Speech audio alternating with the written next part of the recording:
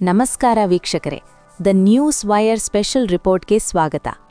ಭಾರತೀಯ ಚಿತ್ರರಂಗದಲ್ಲಿ ಇಂದು ಯಾರ ಹೆಸರಾದರೂ ಅತಿ ಹೆಚ್ಚು ಸದ್ದು ಮಾಡುತ್ತಿದೆ ಎಂದರೆ ಅದು ರಾಕಿಂಗ್ ಸ್ಟಾರ್ ಯಶ್.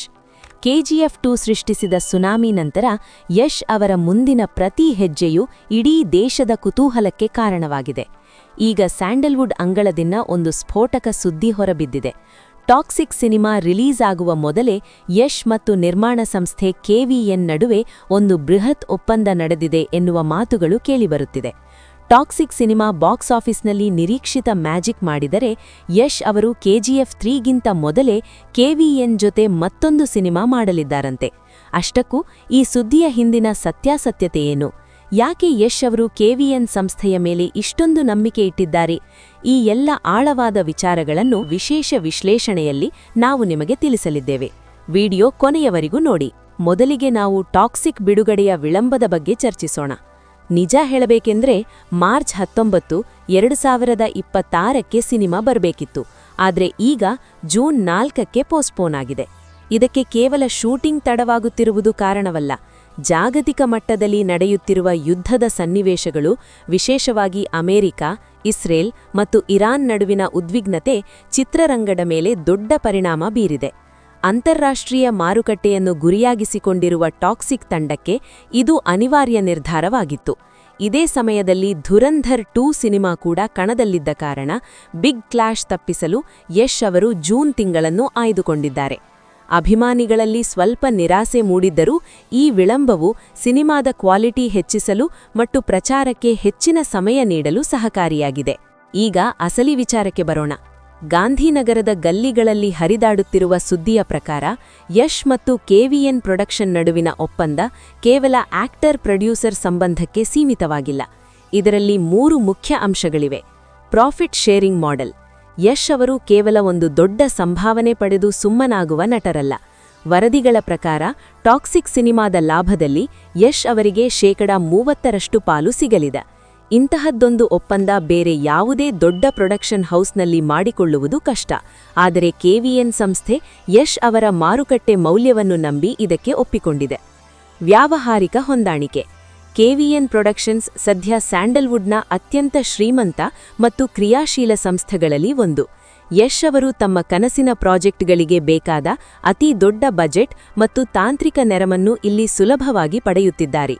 ಮುಂದಿನ ಸಿನಿಮಾ ಪ್ಲಾನ್. ಒಂದು ವೇಳೆ ಟಾಕ್ಸಿಕ್ ಸಿನಿಮಾ ಬಾಕ್ಸ್ ಆಫೀಸ್ನಲ್ಲಿ 1000 ಕೋಟಿ ಅಥವಾ ಅದಕ್ಕಿಂತ ಹೆಚ್ಚು ಕಲೆಕ್ಷನ್ ಮಾಡಿದರೆ ಯಶ್ ಅವರು KVN ಜೊತೆಗೆ ಮತ್ತೊಂದು ಸಿನಿಮಾ ಮಾಡುವುದು ಪಕ್ಕಾ ಎನ್ನಲಾಗುತ್ತಿದೆ. ಏಕೆಂದರೆ ಯಶ್ ಅವರಿಗೆ ಈ ಸಂಸ್ಥೆಯ ಕೆಲಸದ ಶೈಲಿ ಮತ್ತು ಮಾರ್ಕೆಟಿಂಗ್ ತಂತ್ರಗಳು ತುಂಬಾ ಹಿಡಿಸಿವೆ. ಅಭಿಮಾನಿಗಳು ಕೇಳುತ್ತಿರುವ ಬಹುದೊಡ್ಡ ಪ್ರಶ್ನೆ KGF ಚಾಪ್ಟರ್ 3 ಎಲ್ಲಿ ಎನ್ನುವುದು. ಇದಕ್ಕೆ ಉತ್ತರ ಪ್ರಶಾಂತ್ ನೀಲ್ ಅವರ ಕೈಯಲ್ಲಿದೆ. ನೀಲ್ ಅವರು ಪ್ರಸ್ತುತ ಟಾಲಿವುಡ್ನ ದೊಡ್ಡ ಪ್ರಾಜೆಕ್ಟ್ಗಳಲ್ಲಿ ಅಂದರೆ NTR 31 ಮತ್ತು ಸಲಾರ್ 2ಗಳಲ್ಲಿ ಸಿಲುಕಿಕೊಂಡಿದ್ದಾರೆ. KGF 3ಗೆ ಸ್ಕ್ರಿಪ್ಟ್ ಸಿದ್ಧವಿದ್ದರೂ ಚಿತ್ರೀಕರಣ ಶುರುವಾಗಲು ಕನಿಷ್ಠ 2027ರವರೆಗೆ ಕಾಯಬೇಕಾಗಬಹುದು. ಈ ಗ್ಯಾಪ್ನಲ್ಲಿ ಯಶ್ ಅವರು ಸುಮ್ಮನೆ ಕುಳಿತುಕೊಳ್ಳಲು ಇಷ್ಟಪಡುವುದಿಲ್ಲ. ಅವರು ಈಗಾಗಲೇ ರಾಮಾಯಣ ಸಿನಿಮಾದಲ್ಲಿ ಅತಿಥಿ ಪಾತ್ರ ಅಥವಾ ಪ್ರಮುಖ ಪಾತ್ರ ಮಾಡುತ್ತಿದ್ದಾರೆ ಎಂಬ ಸುದ್ದಿಯಿದೆ.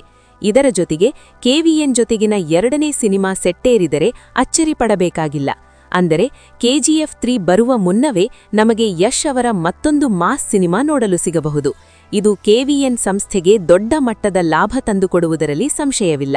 ಜೂನ್ 4ರಂದು ಟಾಕ್ಸಿಕ್ ಸಿನಿಮಾ ರಿಲೀಸ್ ಆಗಲಿದೆ. ಇದು ಕೇವಲ ಕರ್ನಾಟಕಕ್ಕೆ ಸೀಮಿತವಲ್ಲ, ಬದಲಾಗಿ ಇದೊಂದು ಗ್ಲೋಬಲ್ ಸಿನಿಮಾ. ಟೀಸರ್ನಲ್ಲಿ ತೋರಿಸಿರುವಂತೆ ಇದೊಂದು fairy tale for grown ups. ನಿರ್ದೇಶಕಿ ಗೀತು ಮೋಹನ್ ದಾಸ್ ಅವರು ಯಶ್ ಅವರನ್ನು ಈ ಹಿಂದೆ ಎಂದೂ ನೋಡದ ಅವತಾರದಲ್ಲಿ ತೋರಿಸುತ್ತಿದ್ದಾರೆ. ಒಂದು ವೇಳೆ ಸಿನಿಮಾ ವಿಮರ್ಶಾತ್ಮಕವಾಗಿ ಮತ್ತು ಆರ್ಥಿಕವಾಗಿ ಗೆದ್ದರೆ KVN ಸಂಸ್ಥೆ ಮತ್ತು ಯಶ್ ಕಾಂಬಿನೇಷನ್ ಸ್ಯಾಂಡಲ್ವುಡ್ನ ಪರ್ಮನೆಂಟ್ ಹಿಟ್ ಜೋಡಿಯಾಗಲಿದೆ. ಇತ್ತೀಚೆಗೆ ಲವ್ ಮಾಕ್ಟೇಲ್ 3 ಬಾಕ್ಸ್ ಆಫೀಸ್ನಲ್ಲಿ ಗೆದ್ದು ಬೀಗುತ್ತಿದೆ. ಇದು ಕನ್ನಡ ಸಿನಿಮಾಗಳಿಗೆ ಪ್ರೇಕ್ಷಕರು ಬರುತ್ತಿದ್ದಾರೆ ಎನ್ನುವುದಕ್ಕೆ ಸಾಕ್ಷಿ. ಹೀಗಾಗಿ ಟಾಕ್ಸಿಕ್ ಸಿನಿಮಾಗೆ ಅತಿ ದೊಡ್ಡ ಓಪನಿಂಗ್ ಸಿಗುವುದು ಖಚಿತ. ಕೊನೆಯದಾಗಿ ಹೇಳಬೇಕೆಂದರೆ ಯಶ್ ಅವರು ಈಗ ಸ್ಯಾಂಡಲ್ವುಡ್ನ ಬ್ರ್ಯಾಂಡ್ ಅಂಬಾಸಿಡರ್. KVN ಜೊತೆಗಿನ ಈ ಹೊಸ ಒಪ್ಪಂದ ನಿಜವಾದರೆ ಅದು ಕನ್ನಡ ಚಿತ್ರರಂಗವನ್ನು ಮತ್ತೊಂದು ಎತ್ತರಕ್ಕೆ ಕೊಂಡೊಯ್ಯಲಿದೆ. ನಿಮ್ಮ ಅನಿಸಿಕೆ ಏನು?